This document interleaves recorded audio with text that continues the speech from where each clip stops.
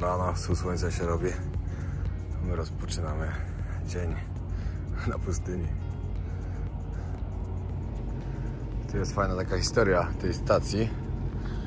Ona tutaj powstała w 1957 roku.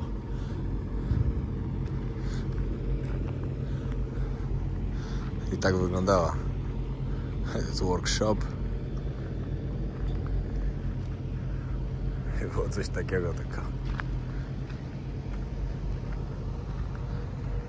fajnie, że takie coś zachowują.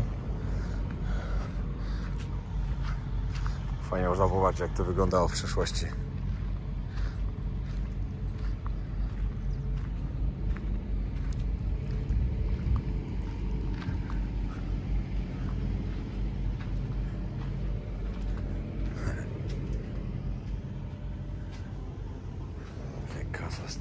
Ja nie wiem, czy ja to mogę wchodzić w ogóle.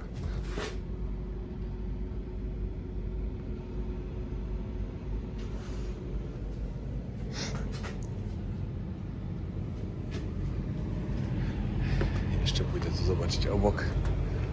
A to też było takie coś tylko.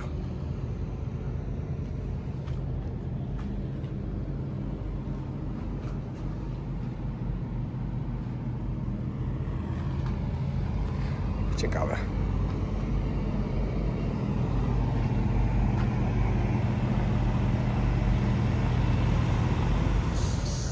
Idzie Ala z Łazienki. Tu mamy do przejechania 1000 albo ponad 1000 km. Jeszcze muszę teraz sprawdzić. Dzisiaj będziemy jechać drugą, najdłuższą drogą prostą na świecie, która nie ma żadnego zakrętu. Po prostu cały czas jedzie prosto.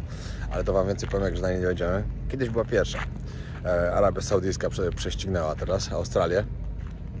Zbudowali dłuższą. I ogólnie zapowiada się dzień po prostu jazdy przez pustynię. Ale nie jest tak, że będzie, no bo są tutaj miejsca, w których się można zatrzymać i coś pokazać. Także wam pokażemy. Przejechaliśmy trochę, zaczynamy od śniadanka. Tak oczywiście kawa, GPS-ik, 5 razy więcej kofeiny.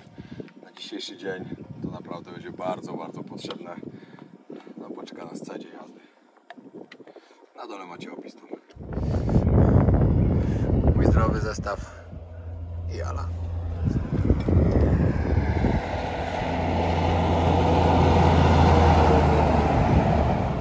Wiecie, jak fajnie się je w takim miejscu? Cały czas się rozglądam, czy przypadkiem gdzieś nie idzie jakiś pies dingo, kangur, wąż lub wielbłąd. Ale o wielbłądach to wam powiemy później, bo dla mnie to jest po prostu hit. Nie wiedziałem, że w Australii są wielbłądy, ale to później opowiem. Tutaj zatrzymaliśmy się przy kolejnych klifach. Ale tu to nawet nie można za barierkę przejść, także wiadomo, że tutaj jest niebezpiecznie. Nie tak jak byliśmy tam ostatnio, chociaż wiele osób mi też napisało, że też głupotę zrobiliśmy, że siedzieliśmy na takim kamieniu, bo mógł się urwać.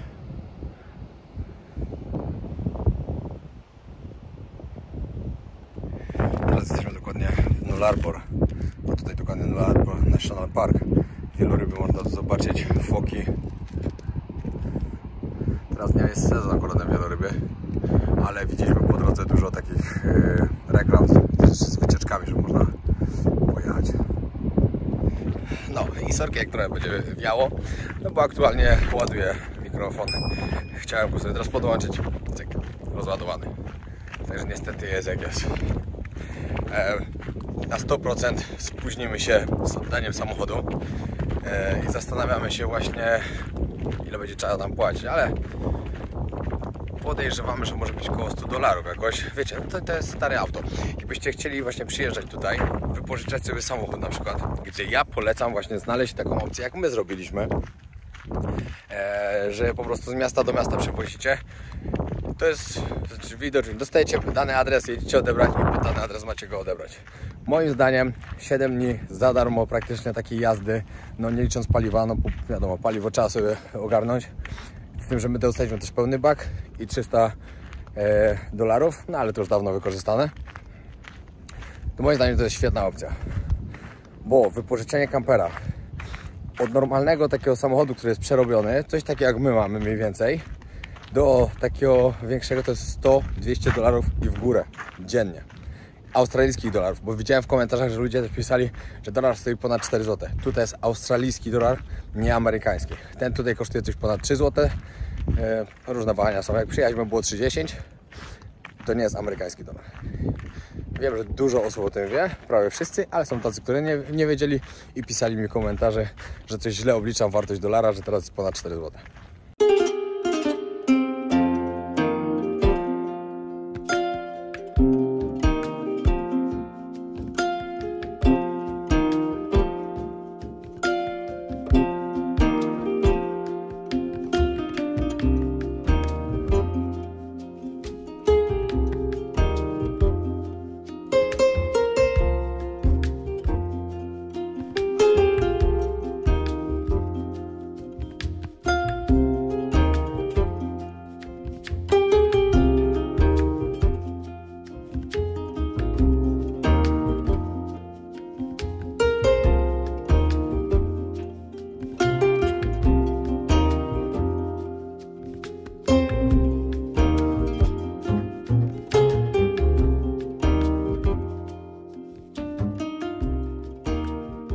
Właśnie zbliżamy się do granicy stanu, a tutaj właśnie sobie Alicja będzie robiła zdjęcie z kangurem.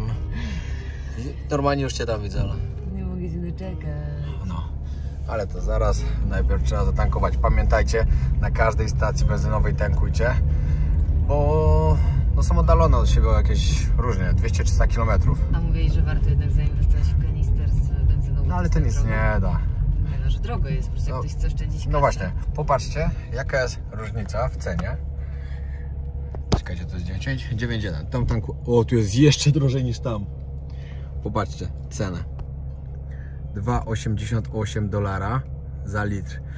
W mieście, jak tankowaliśmy, zanim wjechaliśmy na tą drogę, było 1,81. To jest dolar różnicy. Na pełnym baku to macie $60 różnicy. Masakra. A wiecie, co jest najlepsze? Ja na przykład wczoraj tak, zanim tu wjechaliśmy jeszcze, na jednej stacji zatankowałem i mówię, a tutaj jest fajnie, bo jest 9 centów tańsze paliwo niż na BP. To na pełnym baku tam oszczędziłem jakieś $5 czy 6, jakoś nie pamiętam ile dokładnie, coś koło tego. Mówię, a 3 litry gratis. Super. Tylko nie popatrzyłem na to, że na przykład tutaj na stacji już jest droższy od, nie wiedziałem o tym oczywiście, droższy o dolara i tutaj na przykład już mam $60 więcej. Na stacji, gdzie staliśmy wcześniej, skąd ruszaliśmy, tam zatankowałem 40 litrów, czyli już było $40, czyli już 100 więcej. A ja się cieszyłem, że zaoszczędziłem 6.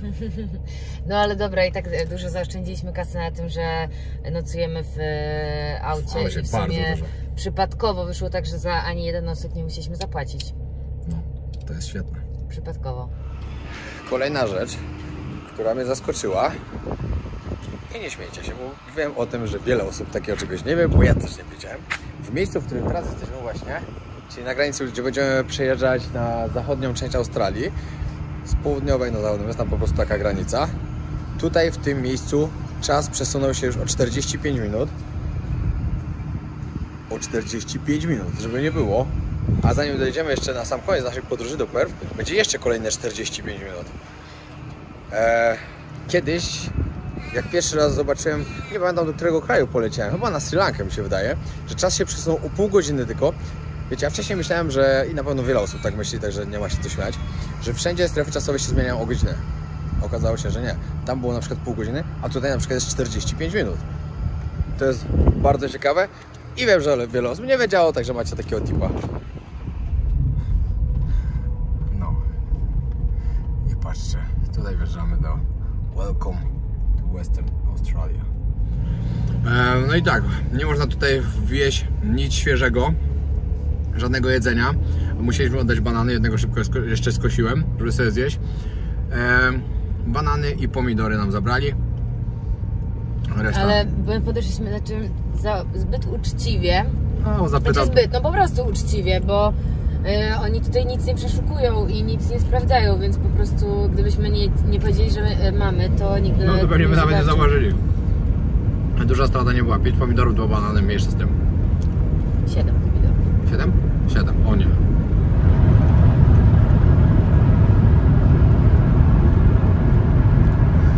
Dookoła nie ma nic. Tylko morze i pustkowie. Ocean w sumie. Ocean i pustkowie. Tak cały dzień. Tylko będziemy po prostu zjeżdżać na fajne miejscówki, żeby je pokazywać po drodze. Połowę teraz już mamy za sobą. No, dokładnie połowę. Czas na obiad. Woda na kawkę, bo jeszcze szybciej, żeby ugotować makaronik. Do tego kurczaczek. Carbonara. Pamiętajcie, wszystko można zrobić w podróży. Trzeba chcieć i trzeba mieć taką fajną kuchenkę. Dla mnie mistrzostwo świata. Także polecam bardzo. I kurczak będzie niestety gotowany, nie smażony, bo nie kupiliśmy oleju ani oliwy. Powiem wam, że tak mi się podoba po prostu.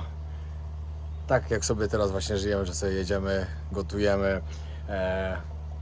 Wiecie, też trochę inne jedzenie teraz jest takie bardziej europejskie sobie robimy. Nie cały czas tajskie, chociaż ja kocham takie jedzenie. Dla mnie to jest najlepsze jedzenie na świecie. Żadna kuchnia nie jest dla mnie tak dobra jak tajska. Ale fajnie było się oderwać na chwilę i zjeść takie inne różne rzeczy, które sobie właśnie codziennie przyrządzamy. I w ogóle jest fajny klimat w takim camperwanie. Podoba mi się bardzo. Ciekawe, ile by zajęło czasu. O, chyba Ala do mnie dzwoni. Ile by zajęło czasu, żeby sobie przejechać całą Australię dookoła. Ale myślę, że no, w 3 miesiące by można było może to zrobić. Można by było fajnie zwiedzić. No my niestety zwiedzimy tylko teraz tą część trochę południa i zachodu. No i później chyba do Adelaide wracamy, już później lecimy do Nowej Zelandii. Nie wiem, zobaczymy jak się uda i zobaczymy jak będzie, bo jak teraz dojedziemy do Perth, jeszcze chcemy pojechać na północ, tam coś zobaczyć, później będziemy musieli wrócić do Perth i stamtąd polecieć do Adelaide. Nie wiem ile czasu to jeszcze zejdzie, bo tak naprawdę już myśleliśmy, że już dzisiaj będziemy w Perth, a mamy tam jeszcze jakieś 3 dni. Tak wygląda tu podróżowanie. No i końcówka roboty. Ala była ładować laptopa. Musimy pisać łuka, tak jak wam mówiłem. Sos do makaronu z kurczaczkiem.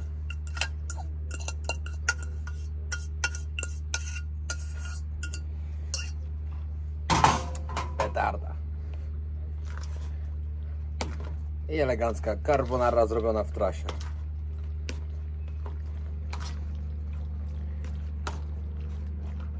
Cyk, cyk, cyk. Macie dzisiaj gotowanie z Piotrem w trasie. No, wymieszane ładnie. Na talerzyk. Ala powiedziała, że będzie jadła później.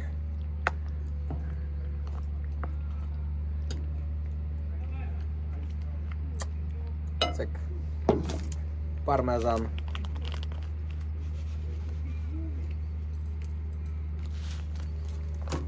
I kawa. I to wszystko. Road train. A ten jest jeszcze krótki. I dokładnie tutaj jest drugi, najdłuższy prosty odcinek autostrady, najdłuższy w Australii. Kiedyś był to najdłuższy na świecie, ale Arabia Saudyjska wyprzedziła niedawno, parę lat temu zrobiła prostą drogę, która ma 260 km. Wcześniej to był najdłuższy na świecie i właśnie będziemy jechali. I o co w tym dokładnie chodzi? A chodzi dokładnie o to, że ta droga idzie cały czas prosto, jak od linijki. Nie ma żadnego uskoku, żadnego zakrętu, nic. Jest totalnie prosta przez 146,6 km. Nigdy taką drogą nie jechałem i pewnie nikt z Was, no chyba że ktoś jechał tą drogą akurat, albo ktoś ostatnio był w Abu Dhabi i sobie jechał taką drogą. Ciekawe jak się będzie jechało. Można zablokować kierownicę, dajcie na pedał i sobie będzie jechał. Bardzo ciekawe. I tak w ogóle jeszcze jedna rzecz. Zanim tutaj jechaliśmy tą autostradą, no jeszcze mamy trochę drogi, wiadomo. ludzie mówili, weźcie sobie dużo wody, weźcie sobie paliwo do bańki i tak dalej, to ja się zastanawiam, jak dawno temu ci ludzie jechali tą drogą. Tutaj, teraz, jak wjechaliśmy dokładnie do zachodniej Australii, to stacje benzynowe są średnio, nie wiem, co 50 km. 50, czasem co 100. Wcześniej tam były na przykład co 200. Także nie ma żadnej paniki. Po prostu zjeżdżajcie co którąś stację, żeby tankować. Ja robię tak, że po prostu jak już jest pół baku, sobie tankuję. Ale nie ma totalnie co panikować. Także nie wiem, dlaczego tak ludzie mówili. Ktoś mówi, ta trasa zajmie Ci 3 dni. Nie, no totalnie nie. Ja myślę, że dzisiaj już dojadę do miejsca, do którego zmierzam. Wieczorem, bo wieczorem, no ale dojadę. Fajne to. Patrzcie to ostrzeżenie, żeby uważać na wielbłądy. Co do wielbłądów, to zaraz nam coś powiemy. Oczywiście kangury i te takie strusiowate. Kurde, zaraz Ala powie, jak one się nazywają. Czekaj, jak się nazywają? Struś emu. To jest struś emu. No, bo powiedziałem te strusiowate, ale to jest struś emu, dokładnie, tak. No. Dobra, Ala, teraz taka ciekawostka dla ludzi, bo... Jak normalnie na jakiejś odpowiedzi przy tablicy. Dobra, pani. dokładnie przy tablicy. No. Ej, ale sami o tym nie wiedzieliśmy Nie. i na pewno wielu z Was też o tym nie wie. Także Ala, No. dlaczego tutaj są wielbłądy? To jest w ogóle największe moje zaskoczenie. Jak myślałam, że to jest w ogóle jakiś błąd na tej tablicy, że to jest niemożliwe.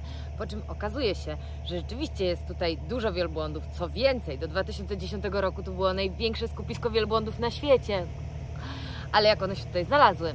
Znalazły się tutaj w ten sposób, że były sprowadzane z Indii, z Afganistanu i z... Chyba Arabii Saudyjskiej? Możliwe. Z jakiegoś tam kraju arabskiego. Tak, stamtąd były sprowadzane, żeby pomóc tutaj w budowie infrastruktury w tych bardziej odległych regionach, gdzieś tam w głąb Australii. No i po tym, jak już zostały wykorzystane do tego, wypuszczano je na wolność.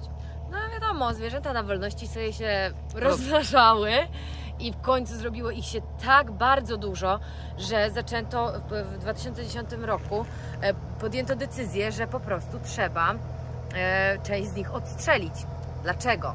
Dlatego, że na tych terenach, które są pustynne albo półpustynne, nie ma wystarczającej ilości wody, nawet dla endemicznych gatunków Australii. Więc jeżeli tych wielbłądów zaczynało być tak dużo i one nie dość, że piły tą wodę, której i tak było tutaj bardzo mało, przecież wieloryby są w stanie wyczuć wodę z bardzo daleka. Wielbłądy? Wielbłądy, co powiedziałam? Wieloryby? Co? Naprawdę? Dobra, wielbłądy. Z paru kilometrów tak naprawdę są w stanie wyczuć wodę. Tak wczoraj czytaliśmy to, nie? Tak, no właśnie. Plus jeszcze kwestia pożywienia, a jeszcze dodatkową kwestią było to, że niszczyły farmy tych ludzi, którzy tutaj mieszkali oraz gospodarstwa aborygenów. Więc w 2010 roku podjęto decyzję, że trzeba część z nich odstrzelić, a i tak w 2013 roku, takie dane są na Wikipedii, zostało ich jeszcze 750 000, więc w ogóle 750 000. bardzo dużo. Podejrzewam, że jeżeli to odstrzeli... Poczekaj, to ich było 1 milion? No było ich ponad 1 milion, no właśnie, Wow. no, bardzo dużo. Ale jeżeli te działania dalej miały miejsce, czyli jeżeli ten odstrzał jakby sukcesywnie jeszcze miał miejsce w późniejszych latach, to prawdopodobnie teraz jest ich jeszcze mniej. Ale to jest i tak w ogóle taka sprawa, że no, kto by się spodziewał, że w Australii jest najwięcej wielbłądów na świecie do pewnego momentu. W ogóle. Ja nie wiedziałem, że w ogóle są. Ja też. A to dopiero, że jeszcze parę lat temu było ich 1 milion. Także to jest bardzo ciekawe i liczyliśmy cały czas, że jakiegoś wielbłąda zobaczymy. Spotkamy. I niestety. Ale niestety, albo może stety. Może stety? No, może... Nie wiem, no 1000 km bez wielbłąda, tylko tablice. No niestety. No, a co do tego strusia. Widzieliśmy kangury. Widzieliśmy niestety na początku widzieliśmy jakieś 30 martwych. Dopóki zobaczyliśmy tego żywego, to było słabe bardzo. Nawet 2 żywe zobaczyliśmy. Dokładnie, no. Były nawet 2. No ale niestety wielbłąda nie. Dobra, jedziemy dalej, bo zachodzi słońce, a my mamy jeszcze jakieś 300 km. Nie wiem, czy dzisiaj to zrobimy. Nie wiem, czy mówiłem to, ale tutaj podróż po ciemku jest bardzo niebezpieczna ze względu właśnie na kangury i na inne zwierzęta, które wylatują, ale najbardziej na kangury, bo one podobno aż lecą do światła. To światło ich przyciąga. No i pisało mi już nawet parę osób, nawet dzisiaj dostałem wiadomość też od chłopaka, że jechał centralnie takim samochodem jak my, uderzył w kangura, no i samochód rozwalony, im się na szczęście nie stało, kangur wiadomo. Ale mówię, że samochód rozwalony, no i to jest, Kurde. wiecie, no lepiej i spać, rano wcześniej wstać, tak jak wstaliśmy dzisiaj wcześniej, Tak. ruszyliśmy z samego rana, niż jeździć po nocy, ale jeszcze z godzinkę pojedziemy. Nie wiem, czy to odda to samo, co my widzimy. Nie patrzcie na brudną szybę. Miałem mówić przed chwilą. I patrzcie, to tam w lusterku. Nie. A, niestety nie oddaje tego. Jest tak ogromny księżyc. Jest dzisiaj pełnia. Który dzisiaj jest? Nie wiem właśnie, czy Ale chyba jest dzisiaj full.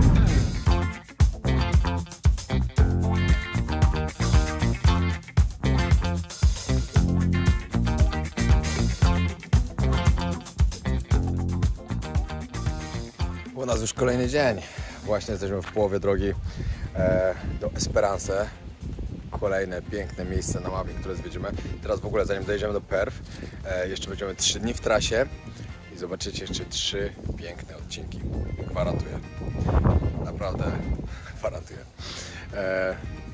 Smacznej kawusi. I chciałbym właśnie jeszcze coś powiedzieć osobom, które tutaj są cały czas na kanale i tak dalej.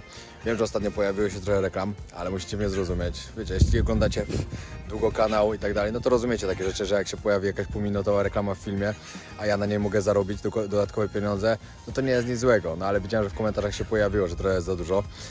Także chciałbym wyjaśnić, Australia jest droga. Ja naprawdę muszę to robić. Mam okazję, dostałem akurat oferty, żeby mogę coś opublikować. No to wiecie, no to wrzucam, bo po prostu zarabiam dodatkowe pieniądze, które umożliwiają mi podróż właśnie po Australii i pokazywanie Wam tych pięknych miejsc. To by było na tyle. Od razu mówię, nie tłumaczę się, tylko wyjaśniam. Mam nadzieję, że zrozumiecie. Dzięki wielkie, pozdrawiam serdecznie i do kolejnego odcinka.